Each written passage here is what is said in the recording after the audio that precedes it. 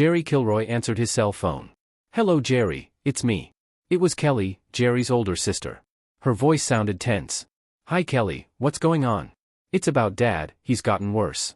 "What happened?" Jerry asked. "He seemed fine when I visited him after he was discharged. But now, he's become depressed. The doctor said he had a stroke." "A stroke?" Oh, Jerry exclaimed.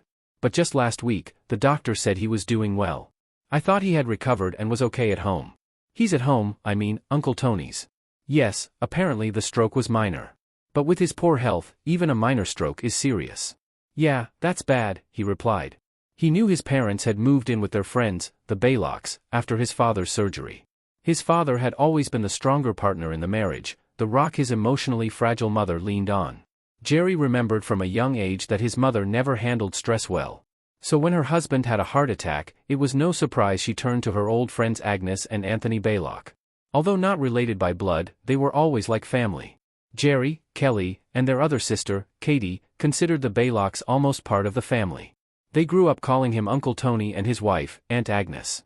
"Yes, it's bad, Jerry. I've never seen him like this. You need to come. Dad really needs us right now. Mom, too, I'm sure," she insisted. "Okay, let me talk to Olivia. I'm not sure she'll be able to get away from work. Maybe I'll come alone." "Good. Hurry if you can. Dad's not doing well." "How's Mom?"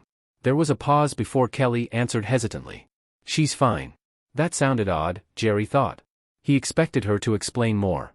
Instead, there was another long pause before Kelly said in a serious tone, "I need to talk to you about something. It's very important." "Really? What is it?" "I don't want to talk about it on the phone. I'll see you when you get here. I need to talk to you alone first before we see Dad." "It sounds mysterious. Can't you give me a hint?" "Just come soon. I'll fill you in when you get here." "Okay. I'll see you soon then." "Thanks, Kelly. I appreciate it. I can't wait to see you." "Me too, Kelly." Jerry hung up the phone. It was a strange end to their conversation. He couldn't imagine what she needed to tell him that she couldn't say over the phone. He'd have to figure it out later. Jerry knew his father's health hadn't been great lately. He never liked going to the gym and didn't have an exercise routine. However, he worked hard for many years as an auto mechanic. He was drafted right after high school, received military training, and repaired military vehicles during his tour in the Vietnam War. Even though Frank Kilroy didn't see combat, he was always proud of his military service. He never talked about it with anyone outside the family.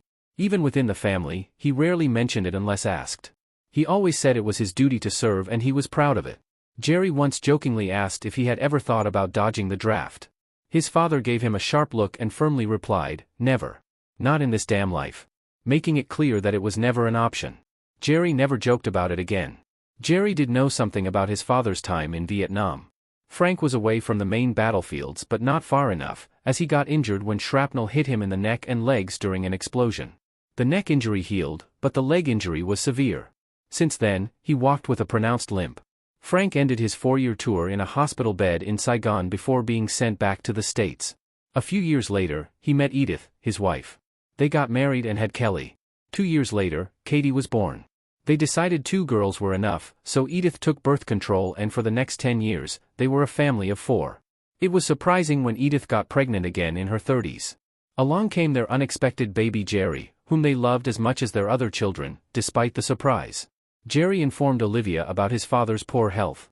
As expected, she had already used all her vacation days during their last visit to see his father. She couldn't take any more time off. So, Jerry took a few days off the following week, left home on Friday evening after work, loaded the car, and kissed his wife goodbye. It was a 4-hour drive to his hometown, but he hurried to get there faster. A few miles from his destination, he texted his sister. "Meet me at Cassin's Diner.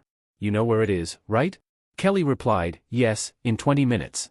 Kelly was already waiting for him in a booth and waved at him. Her light brown hair and fair features reminded him of their mother, who was naturally blonde. Katie also had blonde hair and a fair complexion. Jerry always felt he looked like his father, even though he was taller and had darker hair. He was also more muscular, had dark hair almost black, and could grow a beard in a couple of weeks. Even when he shaved in the morning, by the time he got home from work, he had a noticeable 5 o'clock shadow. Kelly jumped up from her seat, and they exchanged warm hugs and kisses. "I'm glad you came, Jerry. Of course I want to help." Jerry noticed the worry on her face. Something serious was bothering her. They ordered coffee and pastries. When the waitress left, Kelly shot her younger brother a nervous glance and quickly lowered her eyes. I don't know how to tell you this, she said, staring at the table and biting her lip. Just say it, Kelly. I know it's bothering you. She took a deep breath and exhaled. Jerry, there's something you don't know about our family. It's about Uncle Tony. Okay. You remember that Mom and the Bylocks are college friends. I knew that. Mom and Aunt Agnes used to live in the same dorm room. They all went to the same college and met Uncle Tony there. I know that, too. A couple of years after college, Mom met Dad at some party. And here we are. So what? Well, they've all been friends ever since Mom and Dad got married. A few years later, Tony and Agnes got married, too. Yes, Mom was Agnes' bridesmaid. That's right. I don't know if you know this, but before you were born, Dad had to leave town for a few months to attend classes at the mechanic school. He was new to the company, and the classes were held quite far from home. The company said he could only return home once during this study, and only for a couple of days. He used his veteran's allowance to pay for it. During the time he was gone, Mom seemed to become depressed and a bit unhinged. Unhinged? What do you mean, Kelly? Jerry asked, shocked. Kelly shook her head and blurted out, she did something stupid, Jerry. She had an affair with Tony. What? He exclaimed too loudly. The other customers looked at him, so he tried to control his voice and said in a lower tone, Mom had an affair with Uncle Tony? What the hell? Yes, Mom really messed up. I know that now. Jerry leaned back in his chair, trying to recover from this unexpected news. Did his mother cheat on his father with Tony Bylock? Unbelievable. When did you find out? He asked her. Kelly turned away guiltily. I knew about it almost from the very beginning. How is that possible? I knew she dated him when Dad was away at that school. She would hire a babysitter for us and he would pick her up from home. She said they were going out for dinner or a show. Dad and Tony were friends and he was always at our house anyway. I just thought he was being friendly, trying to cheer her up because Mom was so sad that Dad was gone. Didn't you think it was strange that he picked her up and took her out to dinner? By the way, where was Agnes? I didn't think it was unusual at the time, Kelly said, genuinely trying to make him understand. Agnes was with them several times so she no doubt knew what was going on. They showed up at the house to pick up Mom and they all laughed and chatted happily as they left. It seemed pretty innocent. There were other times when he would come into the house alone and do some small errand that Mom needed done. I thought he was just a friend helping her while Dad was away. That's all I thought at the time and Mom let me think that way. I didn't realize she was cheating on him until I started high school. Did it take you that long? I'm sorry, Jerry. I should have told you this earlier but I think I was pretty naive back then. I know better now. Don't let it bother you. Kelly, you were just a kid and couldn't appreciate what was happening. There was a pause before Jerry asked, I take it Katie knows too? She gave him a sad look. I can't keep secrets from her. You know we're close. Yes, I understand that. Jerry's head was spinning from this news. He had never expected anything like this. He watched his older sister squirm in her chair, her eyes darting around as she took another breath. It was a bad sign. There's something else, isn't there? Yes, unfortunately, she replied sadly. It's really hard. I hate to tell you this but I'm not going to sugarcoat it. There have been too many secrets already. She looked him straight in the face and said decisively, Jerry, I'm not sure if Dad is your biological father. Me? Holy. Underscore. Really? Yes, I'm sorry. I think you might be Uncle Tony's biological son. Kelly's voice broke as she made her statement. Then she couldn't stand it and covered her face with her hands. She began to sob softly, looking at her dark-haired brother who was stunned. You're kidding. It can't be true. Oh my God. A tear welled up in his eyes and he quickly wiped it away before she saw it. No, but I wish it were, she replied sniffing. Although I'm not sure, I hope I'm wrong. I talked about it with Mom the other day. She said she didn't know for sure either. But she thinks that's when she got pregnant by Tony.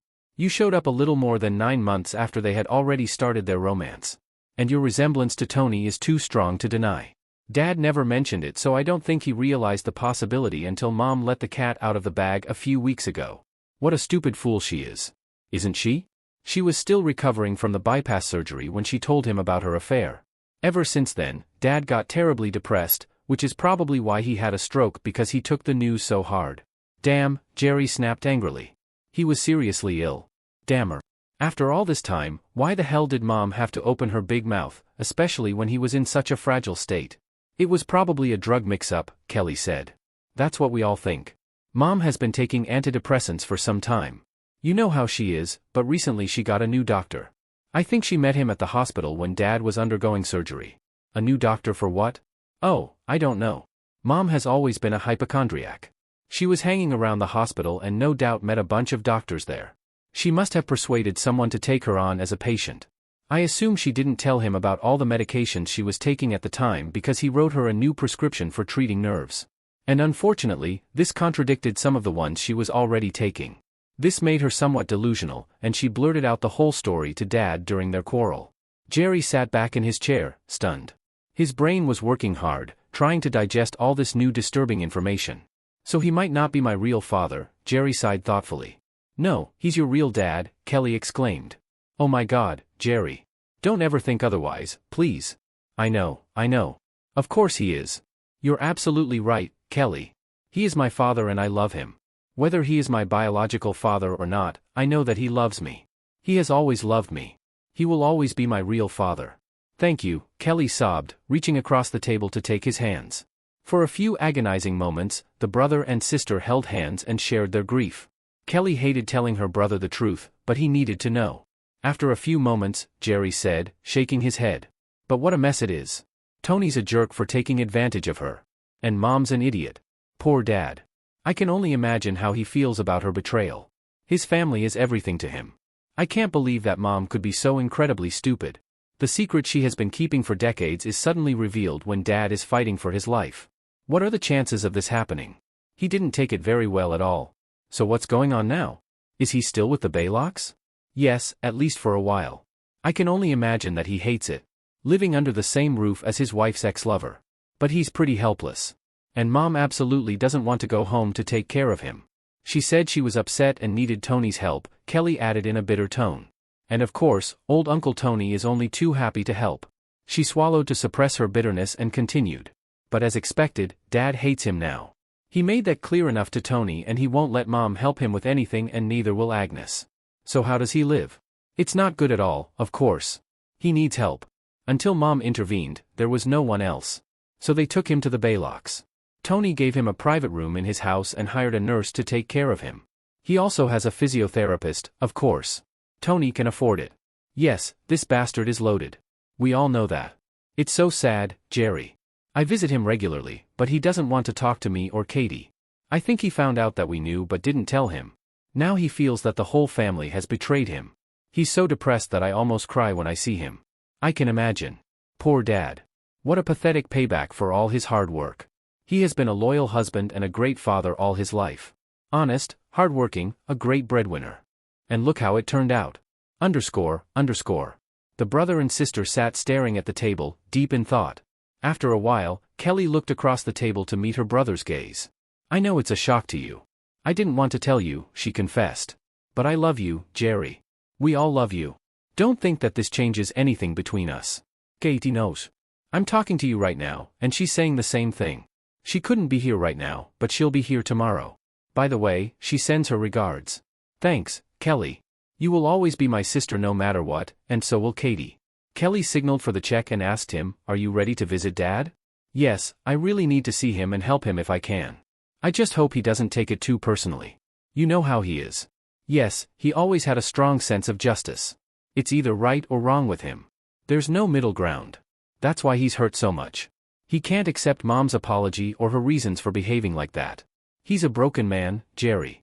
I don't think he said 3 words to Mom since they found out, and he just glares at Tony. I can't blame him. Even after all this time, Mom has known about her affair for decades. But for Dad, it's still a fresh wound in his heart. The love he thought Mom had for him has now faded forever. Mom definitely doesn't think so, Kelly said sarcastically. She acts like she just told him she crashed the car. Mom says that her affair is in the past and that she has not been with Tony for many years. She doesn't understand why he takes it so hard. I told her that the fact that her affair ended a long time ago is no less insulting to Dad. It just hit him quite recently, and he's still suffering. He's still very upset. Jerry and Kelly rode separately as they pulled into the long driveway. Jerry saw the familiar sight of the big Bylock house. It was a 2-story mini mansion with a huge landscaped courtyard, a swimming pool, and a round flower garden. Uncle Tony owned 3 car dealerships and several other businesses. His house was a symbol of wealth in their small community. Frank Kilroy and Anthony Bylock were an unusual pair of friends. Tony's success in business, in contrast to Kilroy's modest financial position, made their friendship for many years incomprehensible. Of course, now that Jerry knew about Tony and his mother's affair, it made a lot more sense. Jerry and Kelly were met at the door by a gloomy-looking Aunt Agnes. Kelly and Agnes hugged and kissed, then Jerry hugged the older woman. The hug was hard and awkward when they pulled away. She was still a beautiful woman, slender, well-dressed, with perfectly styled silver hair. "Thanks for coming, Jerry," Agnes told him seriously. "I hope that seeing you here will cheer up your dad." "I hope so, too." When they were shown into the living room, Uncle Tony appeared. He was over 6 feet tall and his stocky figure was dressed in an expensive silk suit. He had patent leather shoes on his feet that looked expensive. Smiling confidently, the older man stepped forward, hugged Kelly, and shook Jerry's hand. Jerry noticed his black hair streaked with gray slicked back. It gave him an outstanding appearance. "It's good to see you again, Jerry," Tony said with a smile. "I wish the circumstances were better, but I'm really glad you're here." "Me, too." Jerry wanted to call him Uncle Tony but restrained himself. "Where's Dad?" he asked. "In the office," Tony said proudly, pointing to the large room. "We did this on purpose for him when he was discharged. A fully functional hospital bed, a wheelchair with a motor. Everything is in order. All he needs is just to ask." "Of course." Jerry and Kelly left the tall man and headed for the former den. Jerry was shocked by how small and helpless his father looked. The sturdy, confident man he had looked up to all his life was a shriveled shell of who he had been before, his head tilted to the side as he looked listlessly at his visitors. He was sitting in his wheelchair by the window. Jerry came over and hugged him.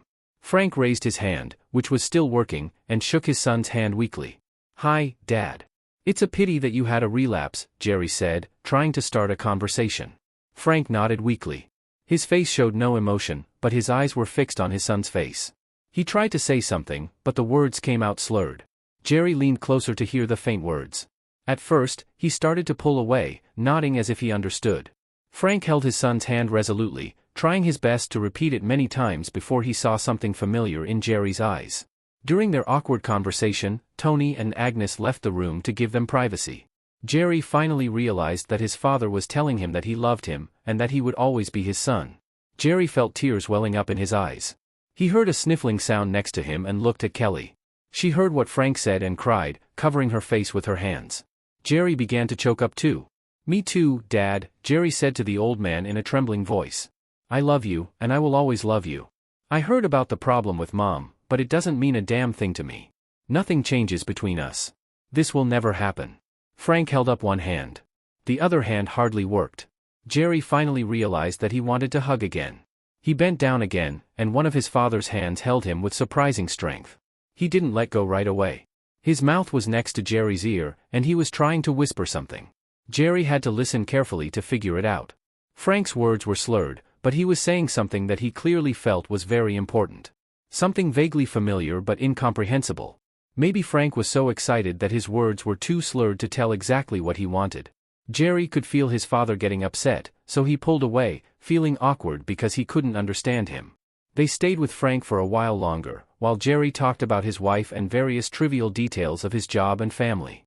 When he mentioned that he wanted to see his mother, Frank's expression turned sour. He looked away from his son and fell silent. "I'll be back soon, Dad." Frank gave no sign that he had heard him. Edith was sitting in the large, exquisitely decorated kitchen and sipping coffee. There were empty plates on the table, so she must have just finished eating. His mother was wearing a colorful, printed robe and slippers on her feet. Her hair was neatly styled, and she was wearing a little makeup. She saw her son enter the room, and her face broke into a smile. She stood up when Jerry came in and hugged him tightly. "Oh, Jerry," she beamed. "It's so nice to see you. I'm so glad you came. Kelly called me, so I came to see Dad," Jerry told her. "She told me something interesting about you and Tony. It's a whole story. I'm so sorry I kept you in the dark, honey." Edith spoke with a slight sadness in her eyes. "But I didn't want to upset you or your father. You can see how much he feels about it. I don't know what came over me." She continued with a sigh. "I knew that Frank would be hurt to find out about my affair. That's why I never told him. It was just something between Tony and me and Agnes, of course. It has never disrupted my marriage and has not affected Frank all these years." "How long has it been going on?" Jerry asked in a neutral tone. "Oh, for a while, from time to time," his mother told him casually. "Tony and I dated a little bit back in high school before he married Agnes. It's nothing serious. Everyone was dating back then." Agnes had a couple of guys she dated occasionally while Tony and I were dating. We were all such good friends, even after we broke up and Tony started dating Agnes. We were still close, and the three of us always went to parties and stuff. As she told her story, her gaze shifted from her son's worried face to a blurry spot on the wall. It was obvious that she was remembering a very pleasant time in her life. With a thoughtful expression on her face, she confessed, even after Frank and I got married, we still saw a lot of Tony and Agnes. We often met them. They were at our wedding, and we went to theirs. It was such a fun time. When we had Kelly and Katie, it was one big, happy family. I mean, all 6 of us. Suddenly, her expression hardened. But when your dad left me to go to those damn classes, I got so lonely. I took care of your sisters myself and did all the household chores. It was too much. Tony helped me through this difficult time. I would have gone crazy without his support. When your father came home, I stopped seeing Tony so much. We still managed to see each other, just not that often. He was so sweet about everything. He took me all over the city and introduced me to many people. You know he's a really great man. I hope you didn't tell Dad about this, Jerry asked, bristling. Of course, I know that it's easy to judge me now. She waved her hand dismissively at him. You know I'm not stupid, and I didn't tell him about it in that tone. I just told him the truth about what happened back then. He should appreciate that I was so honest. I'm sure Dad was so glad to hear the truth, Jerry said sarcastically. He might not be happy about it, she replied irritably. But now that he knows, he's just going to have to put up with it. It's all in the past, and it's too late to worry about it now. Besides, Frank has a lot more problems to worry about than the stupid affair I had years ago. I'll try to help him deal with it as much as I can, but he has to help himself too. Jerry was disgusted by his mother's easy attitude toward something so serious. He spun on his heel and walked away before exploding into indignation about his stupid mother and her reckless behavior. He wanted to ask about his background, but he was too upset right now. This discussion would have to be postponed for another day. Kelly was nearby and must have heard his angry reply. She came in, sat next to their mom, and looked at him strangely as he left the room. Jerry went to the library to think. He saw Agnes through the sliding glass doors to the patio at the back of the house, sitting at a table and sipping coffee. He went out and sat down with her at the table. She hugged him and poured him a cup of coffee as they started chatting. We never thought it was a bad thing, Agnes told him honestly. Edith and I were so close then. We were roommates, you know, and we used to do everything together. As she said all this, she gave Jerry a shameless look. She dated Tony before me, but when I started dating him, she still came on dates with us. I think Tony still had feelings for her, so it was just natural that she was around. She was such a pretty girl. Everyone loved her, and I loved her company so much. Tony, too. We didn't think about it that badly. So when Dad left for those classes, Jerry asked cautiously, did you and Tony just start inviting her over? Yes. Dinner, dancing, drinking, and laughing. She sighed, gazing thoughtfully into space, reliving these memories. Oh my God, Jerry. We had so much fun in those days. Edith, Tony, and I were like the 3 musketeers. Your father didn't like to go out much. He was a bit of a homebody and didn't pay much attention to your mother and social life. He probably worked too hard for your family. Agnes agreed instantly. I don't think he was making a lot of money back then, but you're right. He really worked hard.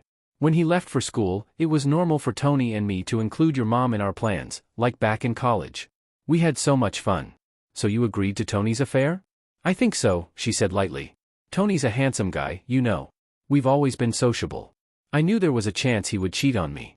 I felt that if he was going to lose his way, it was better to do it with Edith than with anyone else. She wasn't going to try to take him away from me, and we were already very close. It was just a natural coincidence. As I said, we didn't think it was a bad thing. She glanced at Jerry and noticed his angry look. She reached out and patted his hand. Oh, don't worry, honey. No one was injured. I mean, none of this would have happened if Edith hadn't blabbed about it the other day. And don't blame your mom too much. She was alone, and Tony caught her in a moment of weakness. He can be pretty convincing, you know. She let out a cackling laugh. He's really charming. He always has been and always will be. Jerry was even more disgusted than when he left his mother. Neither of them seemed to find anything in the affair with Tony worth worrying about. He left the elderly woman alone with her pleasant thoughts about the past days and returned to the house. His thoughts were troubled until it suddenly occurred to him what his father had tried to say earlier. Tools. He needs his tools. Jerry exclaimed excitedly, happy that he had finally figured it out. Frank has always been proud of his tools. He had a suitable set of craftsman tools, which he bought many years ago and kept in his garage with his little money at the time. These tools cost him a fortune in his mind. They always represented a symbol of his talent as a master mechanic. Jerry decided it was nostalgia, and he must want them to be around to remember his best days. He returned to his parents' house. It wasn't far. He had his own key and entered the garage, remembering those long days when he sat here and watched his father work on the car, trying to earn some extra money on the side for their struggling family. It was so like him to earn extra money on the side so that he could afford to do a few extra things for his wife and children. He was a wonderful father. Jerry felt a sad tear roll down his cheek and wiped it away. He just wanted Dad to be spared the pain of finding out that his wife had been cheating on him with his best friend all these years. Jerry brought the tools back to Uncle Tony's. Tony had left, but his mom, Kelly, and Agnes were in the middle of a heated conversation in the kitchen. They didn't even notice him entering the house when he went straight to his father's room. Despite all his flaws, Jerry couldn't help but notice how excited his father was when he received his tools. He waved his good arm in the air, pointing at the corner. Jerry put the tools where he pointed and sat down next to his father. They didn't talk. They both knew that it was too difficult to understand. Jerry just looked at the old man with all the love he had. He could see his father's eyes staring out from his disfigured face. Those weary eyes were brighter than before when he got up to leave. Frank motioned for him to give him another hug. This time they hugged for a long time. The old man didn't want to let him go. There were tears in his eyes, running down his cheeks when they finally parted. "You're going to make me cry," Jerry openly confessed, feeling quite emotional. He told the old man, "I'll be back tomorrow, Dad. Don't worry. I'll help you get back on your feet. I didn't know everything that was going on before, but now I do. I'm here for you, and I'll help you. You're going to be better than ever. In the blink of an eye, do you hear me, Dad?" Frank nodded enthusiastically. He was watching him intently when his tall, muscular, dark-haired son came out of his room. Jerry and Kelly left together. She couldn't wait to leave, as there seemed to be tension between Kelly and the two older women. She didn't tell him what it was, but as she passed Jerry, she whispered, "Mom is a fool." Kelly shrugged, but didn't say anything out loud. Then she said, "Jerry, you can stay with me if you don't have a hotel room. I would love to take you in, of course, if you don't mind." They went to Kelly's and talked for a long time about what their family was going to do. When Jerry felt tired, he went to the room Kelly had set aside for him. He was undressing in the bedroom when he heard a loud explosion from afar. Even at this distance, it was so powerful that it shook the windows of their house. He ran out of the room and almost collided with Kelly. "What the hell was that?" she asked with a worried look. They both looked out and saw a glow in the distance, as if a large bonfire was burning somewhere nearby. "Oh," Jerry swore as a terrible thought struck him. "I pray to God that I'm wrong, but I think we'd better get back to Tony's." "Why?" she asked, but he wouldn't tell her. Jerry returned to his room and dressed in less than a minute. Kelly also dressed quickly and rode with Jerry as he returned to the Baylock mansion. It was about half an hour after the explosion when they rounded the last corner and saw the flashing emergency lights of fire trucks and police cars in front of the Baylock house. Tony's house was almost destroyed. It seemed that the lower floor had exploded and the rest of the house collapsed, engulfed in flames. Firefighters pulled hoses, sprayed water, and tried to extinguish the flames, but it seemed like a futile effort since most of the house had already disappeared.